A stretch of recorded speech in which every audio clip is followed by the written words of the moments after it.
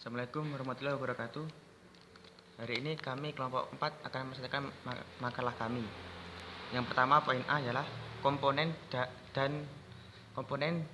dan sifat dari sikap. Yang pertama adalah sikap adalah cara menempatkan atau membawa diri atau cara merasakan jalan pikiran dan perilaku. Berikut ini beberapa karakteristik sikap antara lain: A. Sikap positif, negatif, dan netral. B. Keyakinan sikap. C. Sikap memiliki objek. D. Konsistensi sikap. E. Resistensi sikap. 4 fungsi yang bisa digunakan untuk pemasar sebagai metode untuk mengubah sikap konsumen terhadap produk dan atributnya menurut Daniel Katz antara lain: 1. Fungsi ultilaterium. 2. Fungsi mempertahankan ego.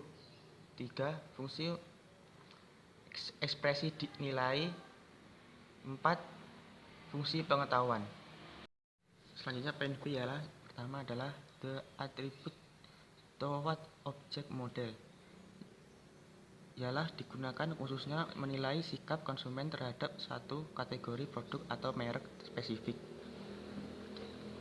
B. The attribute toward behavior model lebih digunakan untuk menilai tanggapan konsumen melihat tingkah laku daripada sikap terhadap objek. C. Theory of responsive action model ialah menurut teori ini pengukuran sikap yang tepat seharusnya didasarkan pada tindakan pembelian atau penggunaan merek produk. Saya akan menjelaskan tentang poin yang C, yaitu pentingnya feeling dalam memahami sikap konsumen. Sikap seseorang itu dipengaruhi oleh pola pikir dan cara pandang orang tersebut melalui proses yang pernah dialami, yaitu melalui proses cara dia berinteraksi, melalui cara dia menggunakan media massa, melalui pengalaman pribadi yang pernah dialaminya, pengaruh dari figur yang orang lain tersebut sukai, terus melalui cara dia berpendidikan dan agama mereka, serta faktor emosi dari diri seseorang tersebut. Selanjutnya yaitu poin D, sikap dan maksud konsumen untuk memperkirakan perilaku konsumen. Werner dan Pavlov mengemukakan 3 postulat guna mengidentifikasikan 3 pandangan mengenai hubungan sikap dan perilaku. Yang pertama yaitu postulat konsistensi, mengatakan bahwa sikap verbal memiliki petunjuk yang cukup akurat untuk memprediksikan apa yang akan dilakukan seseorang bila dihadapkan pada suatu objek sikap. Jadi postulat ini mengasumsi adanya hubungan langsung antara sikap dan perilaku.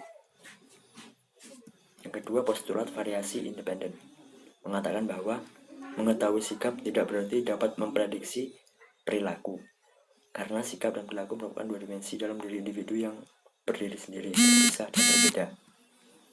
Yang ketiga, postulat kontingensi, menyatakan bahwa hubungan sikap dan perilaku sangatlah ditentukan oleh faktor-faktor situasional tertentu. Poin selanjutnya yaitu dinamika proses berbagi motivasi konsumen. Proses motivasi.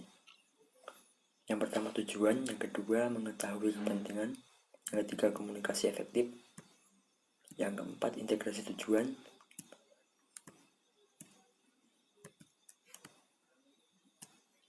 yang kelima fasilitas.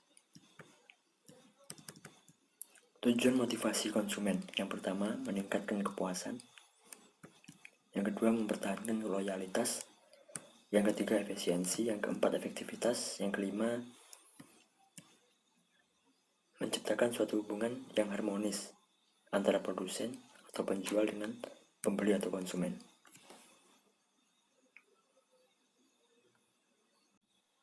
Yang poin terakhir adalah pola motivasi dan pengaruh terhadap sikap. Motivasi menurut American Encyclopedia adalah kecenderungan atau suatu sifat yang merupakan pokok pertentangan dalam diri seseorang yang membangkitkan topangan dan tindakan. Motivasi meliputi faktor kebutuhan biologis dan emosional yang hanya dapat diduga dari pengamatan tingkah laku manusia.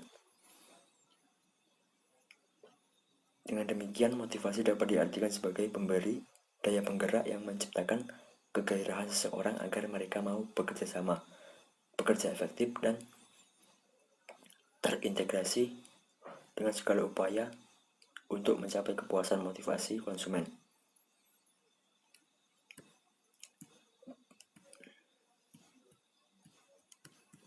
Dengan adanya motivasi, diri seseorang akan menunjukkan suatu perilaku yang diarahkan pada suatu tujuan untuk mencapai sasaran kepuasan. Jadi motivasi adalah proses untuk mempengaruhi seseorang agar melakukan sesuatu yang diinginkan. Motivasi konsumen yang dilakukan oleh produsen sangat erat sekali berhubungan dengan kepuasan konsumen. Untuk itu perusahaan selalu berusaha untuk membangun kepuasan konsumen dengan berbagai kebutuhan dan tujuan dalam konteks perilaku konsumen yang mempunyai peranan penting karena motivasi timbul karena adanya kebutuhan yang belum terpenuhi dan tujuan yang ingin dicapai. Demikian presentasi dari kelompok kami.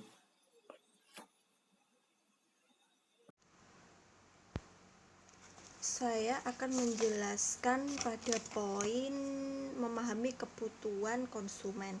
Kebutuhan konsumen itu berbeda-beda. Mereka mempertimbangkan dengan barang apa yang mereka butuhkan melalui pertimbangan harga.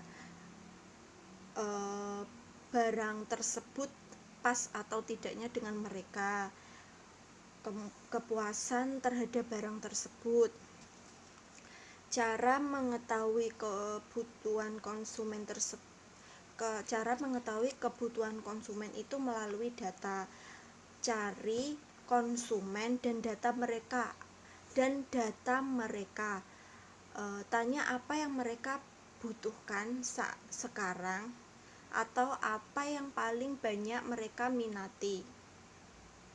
Seperti contoh, pada gamis A itu bagus, tapi dengan menggunakan bahan dasar yang jelek.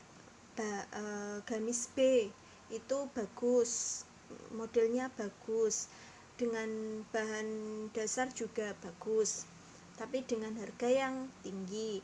Yang gamis C, gamisnya modelnya bagus tapi dengan bahan yang di pasaran tapi dengan harga yang juga di pasaran.